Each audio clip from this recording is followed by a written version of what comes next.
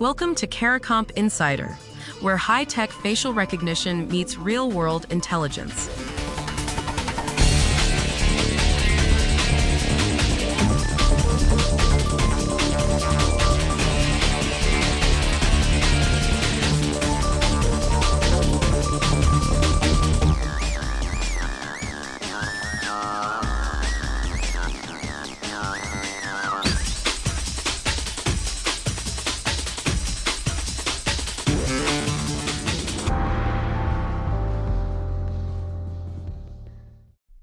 A judge just ordered a company to hand over its deletion logs. Not its marketing, not its emails, the quiet, boring records that show exactly when it erased people's faces from its systems. And that order might decide the whole case. If your face has ever been scanned, at work, at a store, on an app, this story is about the paper trail behind that scan. Because your face is permanent. You can change a stolen password. You can't change your face. That's why Illinois has a law that treats your fingerprint, your voice, and your face like something companies have to protect. This month, a federal judge in a class action under that law made a ruling.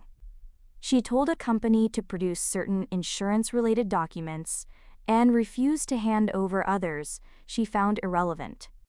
So why would insurance paperwork matter in a case about facial scans? The law here is called BIP, the Illinois Biometric Information Privacy Act.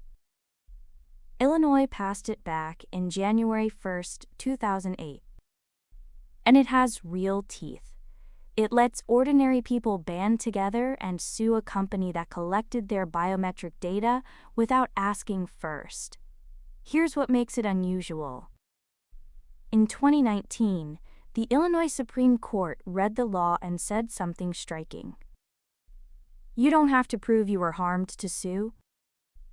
You don't need a stolen identity. You don't need $1 lost.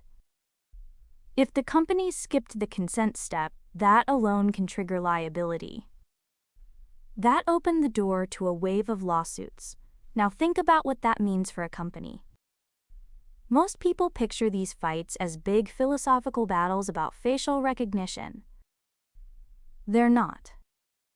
They come down to paperwork. Did you get written consent? Did you tell people what you were collecting? Did you follow your own schedule for deleting it?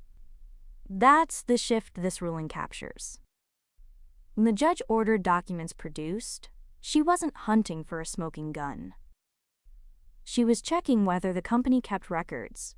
Proof of what it promised, what it stored, and when it deleted. Lawyers call this the discovery phase. It's the part where both sides dig through each other's files. And in these cases, discovery is where liability gets decided. For anyone whose employer scans their fingerprint to clock in, that's the quiet reality behind it. The question isn't whether the technology is scary. It's whether someone wrote down what they did with your data and can prove it. So why the fight over insurance documents specifically? One argument says they're just noise. If a plaintiff can't even show their face was collected, insurance files are a distraction that runs up the cost. But there's another side. According to industry reporting from Biometric Update, companies are finding it harder and harder to get insurance to cover these lawsuits at all. So those insurance records aren't a side note. They can decide whether a company even has coverage to fight the case. That's why the judge treated them as evidence, not clutter. The thing most companies get wrong is treating retention and deletion policies as legal boilerplate. A document you write once and forget. But in court, your policy isn't the point. Your logs are. The question isn't what you said you'd do with someone's face. It's what your records prove you actually did. So here's the whole story in plain terms. Illinois has a law that protects your face, your voice, your fingerprints.